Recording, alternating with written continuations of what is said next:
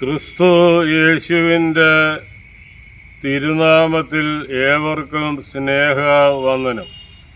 എൻ്റെ പ്രിയപ്പെട്ട സഹോദരി സഹോദരന്മാരെ, അപ്പോസ്തലനായ പൗലോസ്ലീഹ റോമർക്കെഴുതിയ ലേഖനം 10-ാം അധ്യായത്തിൽ 14-ാമത്തെ വാക്യം ഒരു ചോദ്യമാണ്.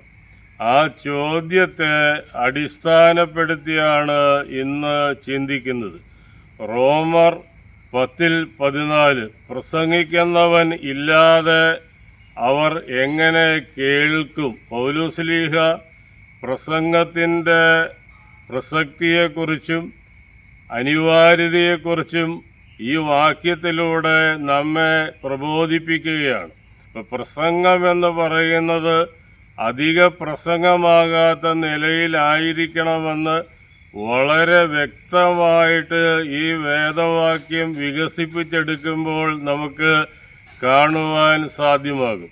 കൺവെൻഷൻ പ്രസംഗവും വിശുദ്ധ കുർബാന മധ്യയുള്ള പ്രസംഗവും രണ്ടാണ്. വിശുദ്ധ കുർബാനയിൽ ഭാഗഭാക്കാകുന്നവർ അവരുടെ ദുഃഖങ്ങളും പ്രയാസങ്ങളും ദൈവത്തിൻ്റെ തിരുസന്നിധിയിൽ സമർപ്പിച്ച് സങ്കടത്തോടുകൂടി പള്ളി അകത്തു നിന്ന് പ്രാർത്ഥിച്ച് ദൈവസന്നിധിയിൽ ആശ്വാസം തേടുന്നവരാണ്. അപ്രകാരം ആശ്വാസം തേടി പള്ളിയിലേക്ക് വരുന്നവർക്ക്, ആരാധനയിൽ പങ്കെടുക്കുന്നവർക്ക് അവരുടെ മനസ്സിന് അലോരസം സൃഷ്ടിക്കുന്ന രീതിയിൽ പ്രസംഗിക്കാതിരിക്കുവാൻ പ്രസംഗകർ ശ്രദ്ധിക്കേണ്ടിയിരിക്കുന്നു.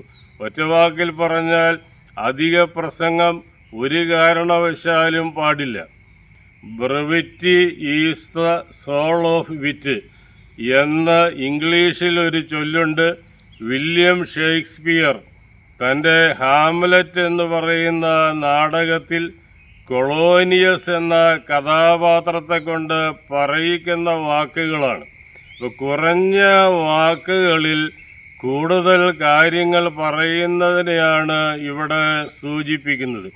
വലിച്ചു നീട്ടി പറയുമ്പോഴും പ്രസംഗം കാട് കയറി പോകുമ്പോഴും ആ പ്രസംഗത്തിൻ്റെ ഉള്ളടക്കം ചോർന്ന് പോകും. അപ്പോൾ ഇടവകയിൽ ആരോടെങ്കിലും വിദ്വേഷമുണ്ടെങ്കിൽ അത് മനസ്സിൽ വെച്ചുകൊണ്ട് ഒരു പുരോഹിതൻ പ്രസംഗിക്കുക എന്ന് പറയുന്നത് ഏറ്റവും വലിയ അപരാധമാണ്. പൗരോഹിത്യ ജീവിതത്തിലെ ഏറ്റവും വലിയ പരാജയമാണ്, അധപ്പതനമാണ്.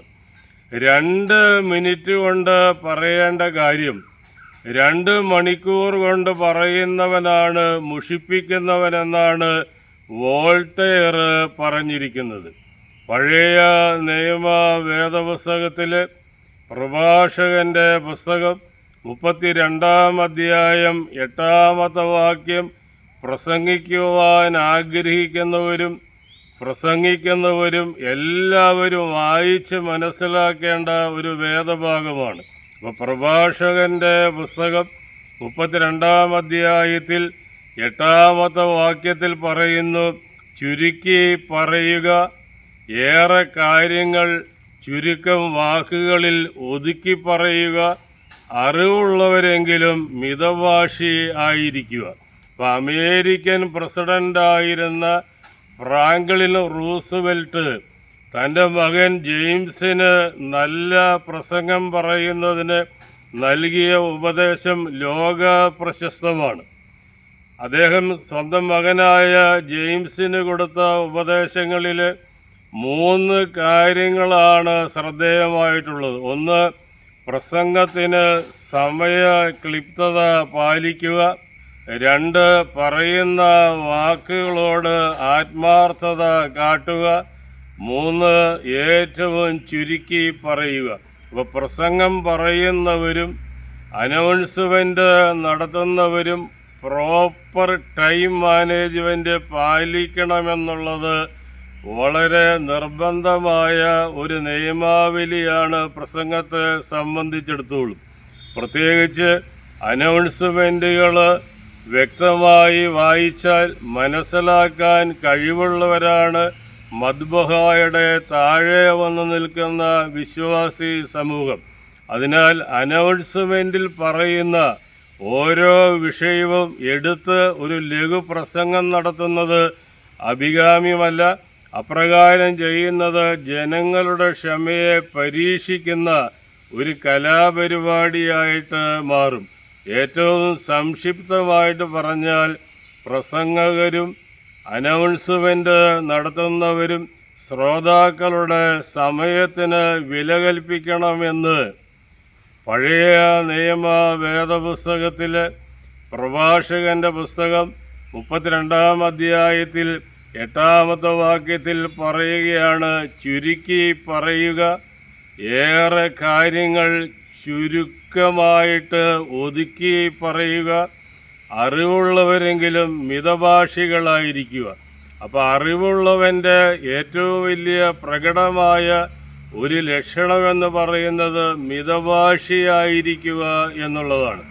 അമേരിക്കൻ പ്രസിഡൻ്റായിരുന്ന പ്രശസ്തനായിരുന്ന എബ്രഹാം ലിങ്കൻ, അദ്ദേഹത്തിൻ്റെ പ്രസംഗം ലോക പ്രശസ്തമായിരുന്നു. 2-3 മണിക്കൂറുകൾ നീണ്ട പ്രസംഗം നടത്തുന്ന പതിവ് എബ്രഹാം ലിങ്കന് ഉണ്ടായിരുന്നു. എന്നാൽ അദ്ദേഹത്തിൻ്റെ പ്രസംഗങ്ങളിൽ കേവലം 3 മിനിറ്റ് കൊണ്ട് അദ്ദേഹം അവസാനിപ്പിച്ച ഒരു പ്രസംഗമാണ് ചരിത്രത്തിൻ്റെ ഭാഗമായിട്ട് മാറിയത്. ആ പ്രസംഗം ഇപ്രകാരമാണ്: government of the people, by the people, for the people. ഈ 3 മിനിറ്റിൽ അവസാനിച്ച ഈ പ്രസംഗം മാത്രമാണ് എബ്രഹാം ലിങ്കൻ്റെ ജീവിതത്തിലെ പ്രസംഗങ്ങളുടെ പട്ടികയിൽ ചരിത്രത്തിൻ്റെ ഭാഗമായിട്ട് മാറിയത്. അതുകൊണ്ട് തന്നെ പ്രസംഗം ചുരുക്കി പറയുന്നതാണ് അതിൻ്റെ മനോഹാരിത എന്ന് മനസ്സിലാക്കി പരമാവധി ചുരുക്കി പറയാൻ എനിക്കും നിങ്ങൾക്കും സാധ്യമാകട്ടെ എന്ന് ആശംസിച്ച് നിർത്തുന്നു. ദൈവം നിങ്ങളെ അനുഗ്രഹിക്കട്ടെ.